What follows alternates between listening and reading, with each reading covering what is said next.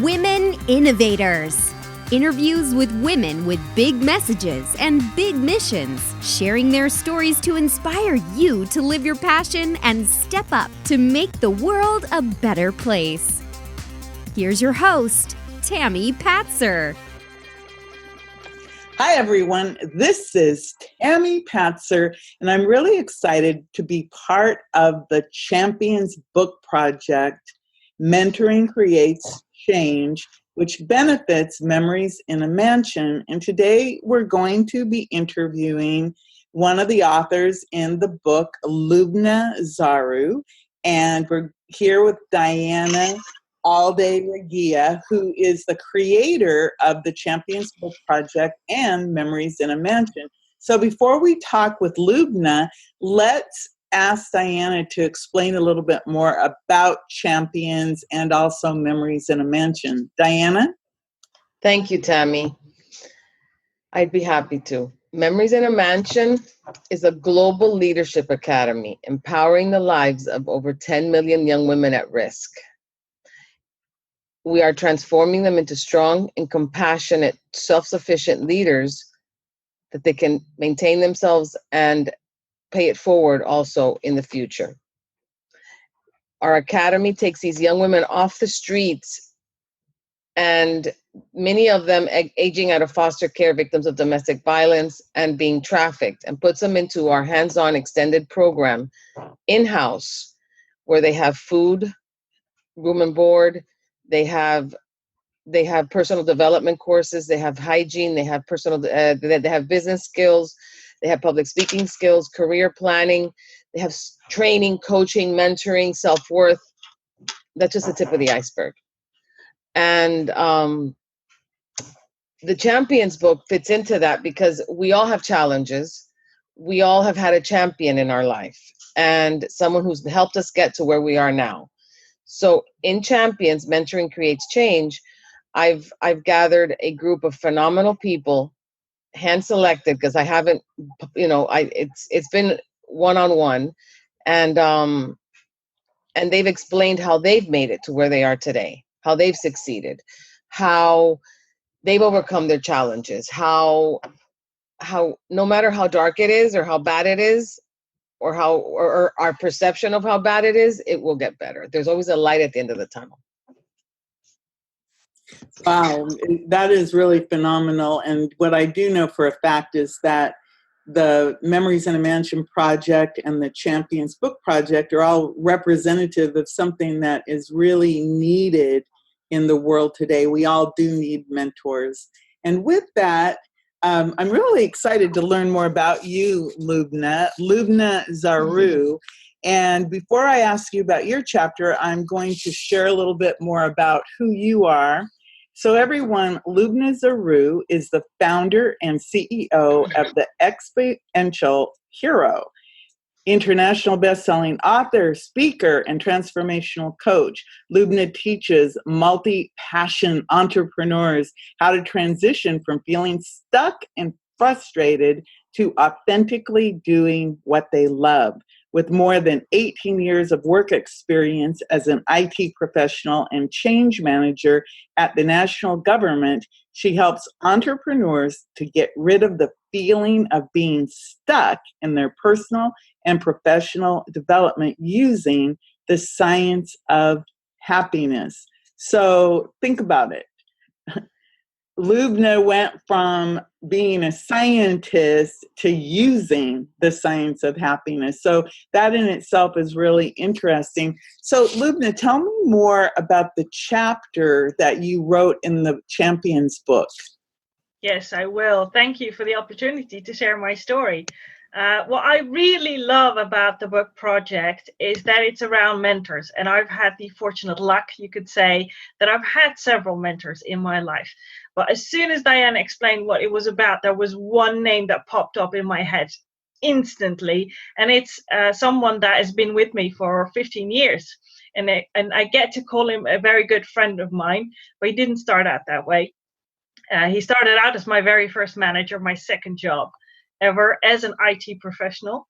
And he taught me so much, and he has the most profound impact on my life that through honoring him by writing the chapter about him, I felt that I truly hope that everyone gets that one person like him in their lives. So what about this person who meant so much to you as a mentor? What would you say are the top things that he taught you that really helped you?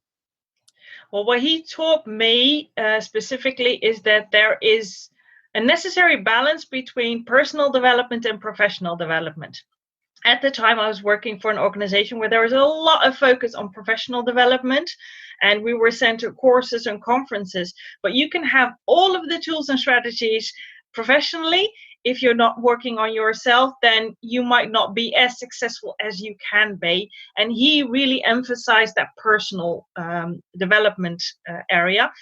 One of the things that he taught me is in the beginning of my career, I'm a fast processor. So when people talk, I can literally think about the sentences that they're going to say before they thought of them. And I used to just jump in and finish their story. Like, that's where I was going to. How do you know that? And his very first advice that he shared with me is that is a talent. Do not ever lose it. Just be mindful that not everyone is like you, and that you have this specific talent, specific personality. And if you want to cooperate with people, then it's really important to be mindful of the fact that other people are not as fast as you, and that it might be helpful to start looking at the nonverbal cues that other people are exhibiting. So, you need to rewind and take them on that journey with you so they get why you ended up where you ended up. That's really fascinating, because it is interesting how some people are faster processors and they're like waiting for you to get to the point. So with that in mind, I had a question related to what you're doing now. So you went from being this IT professional, which is very regimented and very left-brained, to now you're working with people, and you called it the science of happiness. So tell me a little bit about how you went from point A to point B, and what does that really mean, this science of happiness? Yes, I will. Well, when I started working right after university, I made one pact with myself, and that is have fun. If I'm not having fun, I'll leave. So in about the 2 decades that I've been employed now, I left 3 times because I was not having fun anymore. And because of that very conscious decision, I got my colleagues or people in the clients that I met telling me, you only do what you enjoy doing. And I'm like, yes, I do. Is there another way? And they would literally tell me, yeah, there is another way. I said, well, if I can do it, so can you. And number one, when they responded was, but I'm different. And when the first time that I heard that, it didn't register with me. But by the time I heard it for the 4th and 5th time, I was like, do you really believe I was born this way? Then you're mistaken. If you had known me when I was a young girl, you would have met the most introverted and shy person in the planet. The most. Most people can't imagine that right now because they see me on stages speaking and open and relatable. And I'm like, I wasn't this way. It was a very conscious decision, and I worked at it to make it happen that I only do what I enjoy doing. If I don't enjoy it, I just don't do it. And that got me to a point at the end of about 2017, because I literally had hundreds of people tell me I can't do that. And I would meet frustrated individuals thinking, I know that there's more to me. I know I want to do what I enjoy doing, but I just believe I'm different. I don't know how. So I decided, you know what? I want to spend the next decade full time helping those people who don't know how or have absolutely no idea that their limiting story is I'm different, to help them change and basically do what I do also. And the science of happiness, where that jumped in, is that in 2016, I was like, I'm open to doing another course or a conference, but I'm open to something new. And the universe literally brought to me on LinkedIn, I still remember it, an advert on a workshop around happiness at work. And I was like, what's that about? Never heard about it. And I just clicked and I thought, you know what? It's a one day, it's near me, so I don't have to travel that much. It wasn't expensive, so it was a really good investment. And I went, and what I learned there, I was like, oh, this is it. This is what I can use to help people who want to do what they enjoy doing. And there is a science to it. That's what I found out, is that there is a lot of scientific research on the benefits of happiness and how you can implement it in your life. So you have chosen to work with entrepreneurs. Why did you choose entrepreneurs over, say, people in the corporate world? Yeah, I chose entrepreneurs because I am an entrepreneur myself. And second is, a lot of the entrepreneurs that I help and support are wanting to impact the world. So they didn't just become an entrepreneur because of the freedom, but they want to impact, well, millions. We've heard Diana say 10 million. My number is 10 million, and I'm surrounded by people who have 10 million, 100 million, even 1 billion as an impact number. And I do not want them to stay stuck or frustrated just because they're limiting themselves in gaining that impact, because I truly believe that the world needs it and entrepreneurs can do it faster. So when you talk about the limiting belief of I'm different, that it sounds to me like over the years, what is it that people were thinking made them so different?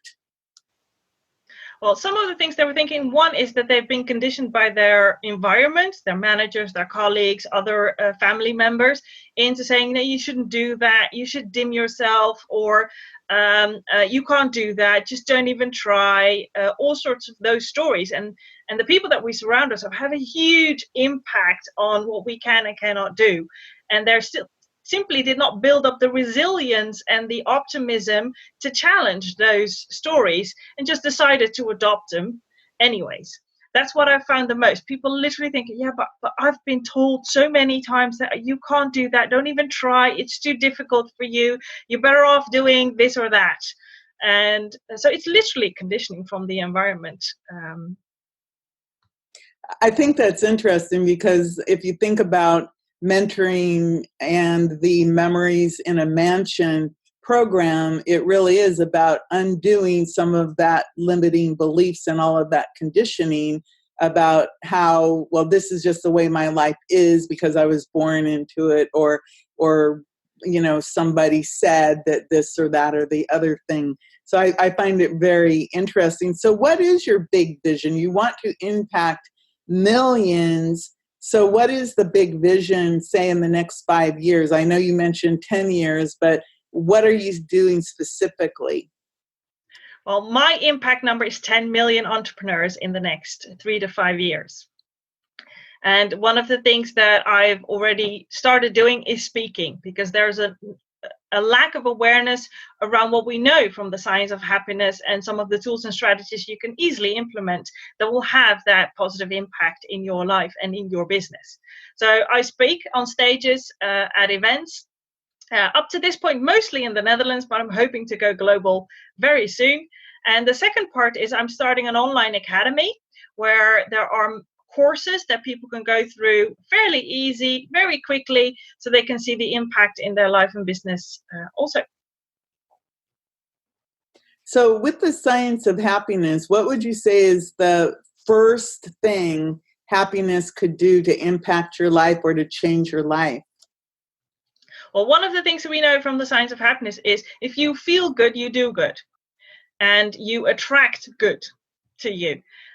So it's really important to be mindful about, what do I feel? What kind of emotions am I experiencing right now? And what do they mean to me? And just be aware of that there is a very important step. As soon as you know what you're aware of, your emotions, then you can deal with them, and you can train your brain into recognizing the triggers that trigger a certain emotion, whether that be positive or negative. And it all starts there. As soon as you know this trigger, that's what you can change.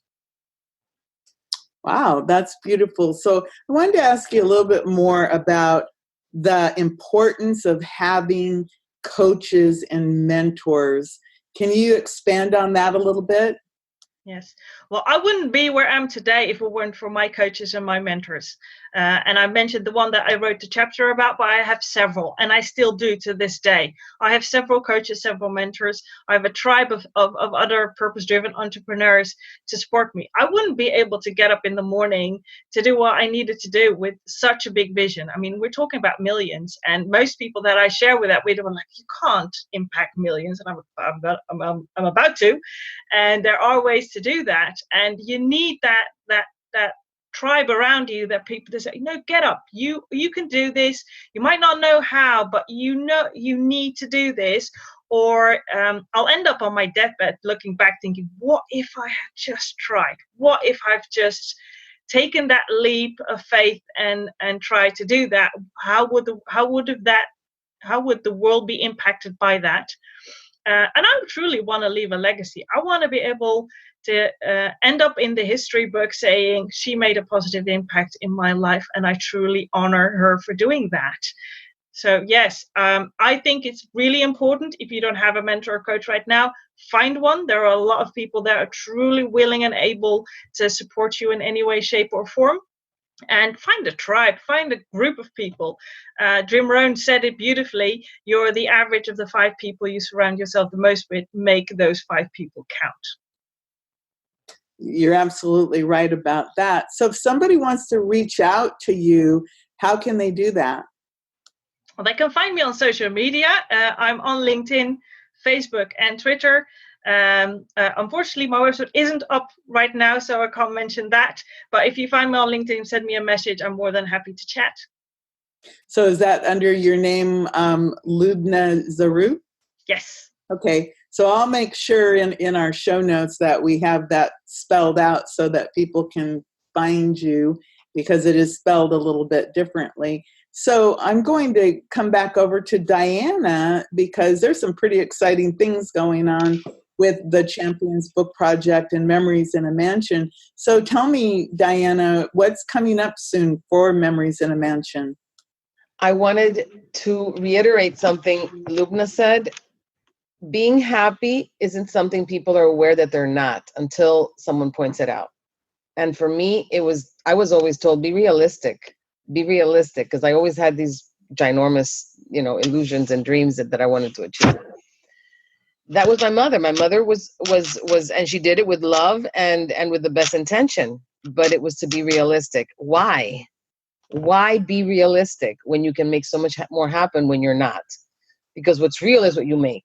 And I learned that. And that's what I want to impact these young girls with. And Champions, Mentoring Creates Change, and Memories in a Mansion is coming out into the world on August 1st from 7 to 10 at Villa Woodbine with Chef Bill Hansen, who is going to cater the food. He's amazing. His cuisine is phenomenal. And he's also an author in the book as Loubna and yourself. And I'm so excited of the group of people that I have met. And I met Loubna on social media.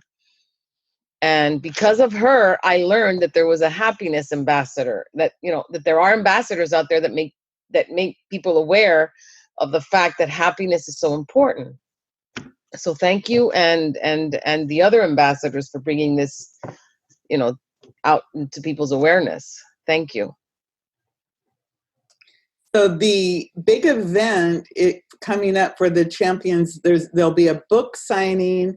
That's August 1st in Coconut Grove at Villa Woodbine. Is that how you say that? Yes, it's Villa Woodbine on Bayshore Drive in Coconut Grove. And we're having the book signing. We're bringing, we're telling the world, hey, Memories in a Mansion is here. Get ready. And we're impacting the lives of young women. Wow. And you can get the tickets to that online on Facebook at Memories in a Mansion TM, which stands for trademark, or go to the website memoriesinamansion.org to get more information. So, Loubna, I wanted to ask you before I let you go, do you have any other comments you'd like to add? Make a conscious choice to be happy each and every day and to feel happy. We as human beings make a lot of stuff up, and we get to choose whether we make the positive things stuff up or the negative. which one would you like? That's a pretty phenomenal question to choose. Happiness is the one that I think most of us would choose. Diana? We have a job, we have a mission to live to our life's fullest potential. And if we can help one person achieve the same, we're making a tremendous impact in the world. If all of us helped one person, just one person, imagine what this world would be like. You're absolutely right. Just think about that, everyone. One person, if you could reach out and lift up one person, mentor one person, coach one person, you could change not only their lives, but the lives of all the people around them and create a ripple effect. So go look up memoriesinamansion.org and be sure to reach out to Loubna Zarrou on Facebook, LinkedIn, wherever you can find her. And again, thank you so much. I really learned a lot, and you really opened my mind to a lot of different ideas today, Loubna, and you also, Diana. Thank you. Thank you, Tammy. Everyone, this is Tammy Patzer. Go make it a beautiful day. You've been listening to Women Innovators with Tammy Patzer. To learn more, please go to womeninnovatorsradio.com. And please do subscribe and share to spread the big messages and big missions to change the world.